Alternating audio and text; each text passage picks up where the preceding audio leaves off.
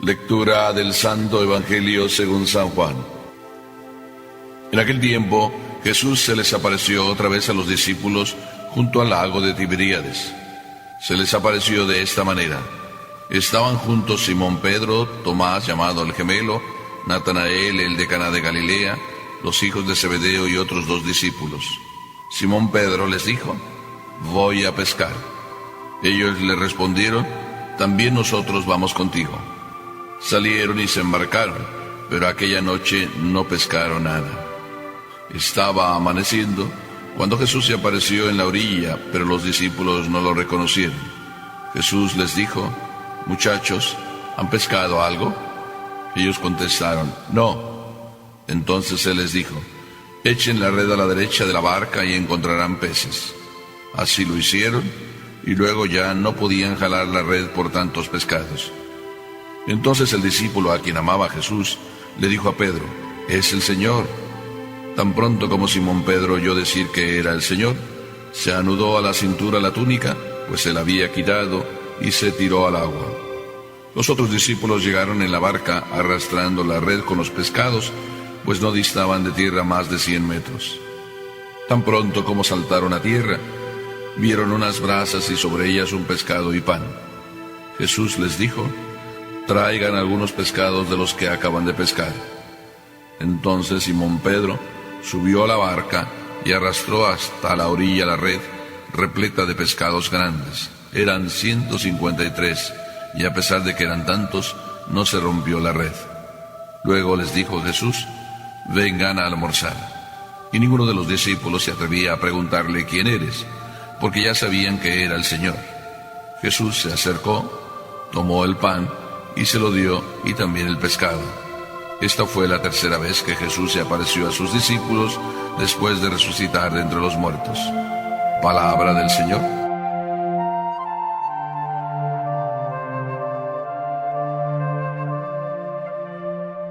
Para ti, ¿cuál es tu vencida?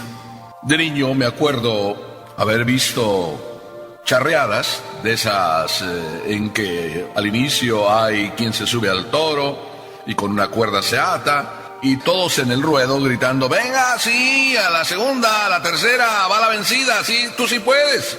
A la tercera va la vencida. Esa frase se oye mucho entre nosotros: a la tercera va la vencida. Pero realmente a algunos ni siquiera les va hasta la tercera. Van de cuarta, de quinta y de sexta, y todavía a nadie o a muchos les llega su vencida, porque se resisten. En el caso de los apóstoles, podemos decir que a la tercera fue la vencida. Nos habla este evangelio de que Jesús se les aparece y estaban los discípulos en el mar de Tiberíades. Bien, pues yo creo que ya los discípulos deberían estar como en cierta manera aburridos de estar encerrados, y por tanto ya había que salir. Los miedos ya empezaban a desaparecer. Pedro tomó la iniciativa, como tenía que ser: me voy a pescar. ¿Y me voy a pescar por qué? Porque no podemos estar aquí tan tranquilos. Tenemos que rehacernos a la vida normal y empezar nuestras tareas, las que el Señor nos confió. Y a Pedro le confió la tarea de ser el jefe. Así es de que tomó la responsabilidad de buscar alimento para todos. Pedro habló en primera persona: me voy a pescar, y todos los demás le siguieron. Pedro, qué responsable era, qué entusiasta era, qué lanzado era, como muchos de nosotros. Por eso el ejemplo de Pedro es maravilloso. Para cualquier padre que quiere tomar responsabilidades, Pedro es un modelo. Para cualquier padre que quiere verse retratado, Pedro les sirve como guía. Y Pedro dice: me voy a pescar. Pero yo quiero pensar que no solo era el intento de pescar para sostenerse, también Pedro ya estaba pescando. Y pescando como Jesús le había dicho: tú serás pescador de hombres. Y ya estaba pescando a los discípulos para que hicieran juntos y trabajaran para cumplir la voluntad de Dios. Pedro ya estaba siendo el hombre que une, el hombre que fortalece la fe, el hombre que tiene la misión de ser el vicario de Cristo. Qué hermoso ejemplo de Pedro, pero que es un ejemplo también para nosotros, porque nosotros también somos pescadores de hombres. Y no creas que esa tarea es solo para mí como padrecito. A todos nos toca pescar. y nos toca pescar a aquellos peces que nos corresponden. A ti, papá, corresponde pescar a tus hijos, que tus hijos no se vayan de la pecera, es decir, que no se vayan y pierdan su fe. A Pedro le correspondía fortalecer a todos en la fe. Pero Jesús les tenía una sorpresa. ¿Ven cómo Jesús siempre está detrás? A mí me maravilla, me emociona, me entusiasma cómo Jesús siempre está detrás de cada uno de nosotros. En este caso, se fueron a pescar, era de noche, era lo que Pedro sabía hacer, lo sabía muy bien que de noche se pesca muy bien, y no pescaron nada. A mí me parece que aquí se cumple aquello de preocúpate tú de mis cosas, que yo me preocuparé de las tuyas. Qué verdad es que cuando uno se entrega a hacer lo que el Señor le pide, qué verdad es que el Señor te da la solución, y te la da por donde menos esperas. Así es de que el tiempo de la Pascua, el tiempo de la resurrección, es para darnos cuenta que el Señor, aunque no lo vemos, siempre está detrás. Yo creo que esta es la lección que sacamos, que el Señor siempre está ahí, pero como ya resucitó, está ahí como escondido. Y así estaba preocupado el Señor mientras ellos pescaban, de prepararles la verdadera pesca, el verdadero alimento. Ellos estaban haciendo la voluntad del Señor, y el Señor estaba buscando satisfacerles en lo que ellos necesitaban. Así es de que ya amaneciendo, es decir, cuando ya no es tiempo para pescar, cuando la luz del sol ya llega, los peces pues huyen, y entonces el Señor les hace la pregunta: muchachos, ¿han pescado algo? ¿Cómo que muchachos han pescado algo? Pregunta de Jesús un poco extraña. Se hace el que no sabe. Y sin embargo, detrás de esa pregunta, el Señor está provocando lo que hay que provocar: la fe en el Señor. Cuando todo parece como que se oscurece, Jesús nos trae la luz. Así a los discípulos que habían pasado la noche y no habían pescado nada, descubrieron que el Señor sí estaba preocupado de ellos y que el Señor estaba solucionando su problema, porque ellos estaban haciendo la voluntad de Dios. Cuando tú buscas hacer la voluntad de Dios, el Señor siempre se está preocupando de tus cosas.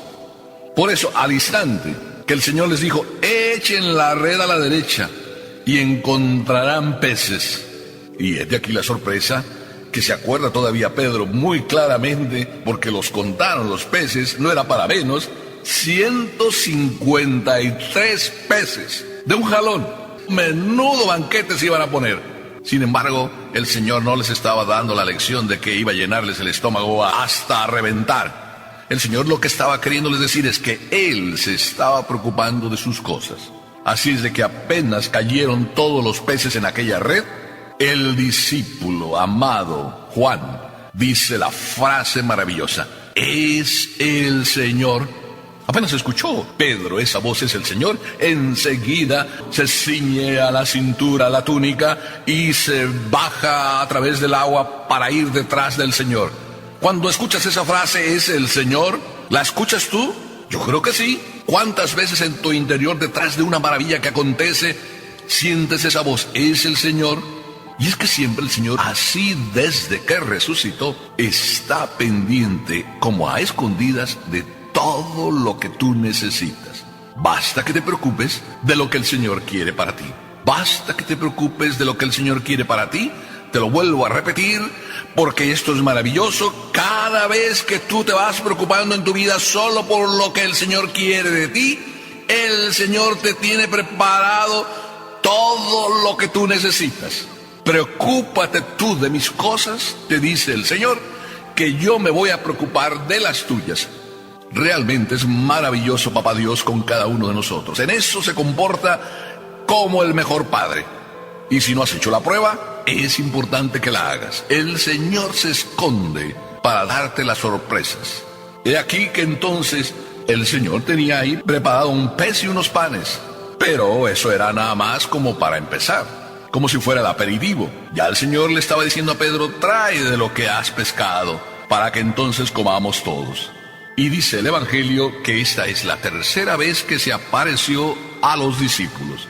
Y aquí hace un comentario el Evangelio diciendo: ninguno de los discípulos se atrevía a preguntarle quién era, porque sabían bien que era el Señor. Así de que a la tercera fue la vencida. Si en las otras veces que se apareció como que dudaban y decían, parece, es un fantasma, o los discípulos de Emaús que lo vieron, o las mujeres que vinieron y anunciaron, y cosa de mujeres, todos estos comentarios que había en este instante, todo un silencio aprobativo. Es el Señor realmente. En el silencio de tu interior, tú vas descubriendo que el Señor está contigo. Descúbrelo, hijo mío. Es el mejor rincón. Tu silencio, el de tu corazón, donde tú descubres que Dios siempre está ahí. Quizá no sea la hora de pescar como pasó con los discípulos. El día no es la hora de pescar, es la noche. Pedro lo sabía bien, pero para Dios no hay horas especiales. Lo que cuenta es la hora de Dios. Así de que en tu vida, yo creo que esa lección la puedes aprender como yo la tengo bien aprendida. Es decir, no busques tú señalarle a Dios la hora. Deja mejor que el Señor te señale su hora. Y te aseguro que esa hora que el Señor tiene señalada para ti es siempre la mejor, aunque a los ojos del mundo parezca otra cosa. Si a la tercera es la vencida en tu vida, pues acéptalo. Si a lo mejor hay más veces, bueno, pues espérala. ¿Cuántos papás o cuántas mamás? Y lo digo papás o mamás porque a veces hay problemas en las familias y uno de los dos pues está siempre luchando y dice, no, pues mi esposo, yo le invito pero no va a misa, no quiere saber nada de eso, o a veces es al revés. Yo voy, el marido dice, pero mi esposa dice, no, que está muy cansada, que ahora no, que no siente. Y como que se desesperan uno por el otro porque quisiera uno, puesto que ama al otro, que crecieran y fueran los dos juntos caminando y no, como que va uno tirando para adelante y el otro se queda atrás. Y yo siempre digo, tenga paciencia, Dios tiene para cada uno su hora. No insista, no diga que la tercera va a la vencida, porque hay algunos que no caen a la tercera. Los discípulos cayeron a la tercera, pero a lo mejor tú puedes caer a la séptima, a la octava, o quién sabe. Para Dios no le aceleres el tiempo, no le aceleres el momento. Él tiene el momento preparado para ti.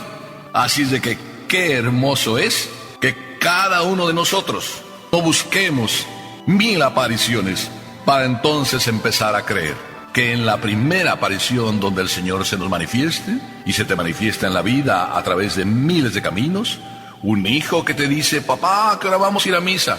Otro hijo que te dice, oye papá, ¿por qué no comulgas? Si la maestra nos dice que es lo más hermoso y yo ya hice mi primera comunión y tú no me acompañas a comulgar, papá. Ahí puede ser el momento de Dios. O cualquier otra circunstancia, la muerte de un ser querido, puede ser el momento que te recuerde y donde se te aparezca papá Dios en tu interior y tú lo sientas profundamente. Esa es la vencida. Esa es la quinta, esa es la sexta. No corramos ni tú ni yo. Esperemos el momento de Dios. Si este es el momento que Dios tiene para ti, escúchalo hoy. Ábrele tu corazón y di, como cualquier hombre sencillo, aquí estoy, Señor. Hágase en mí según tu palabra, como dijo María. Y entonces tu vida, ya en la tierra, será un oasis de felicidad. Amén.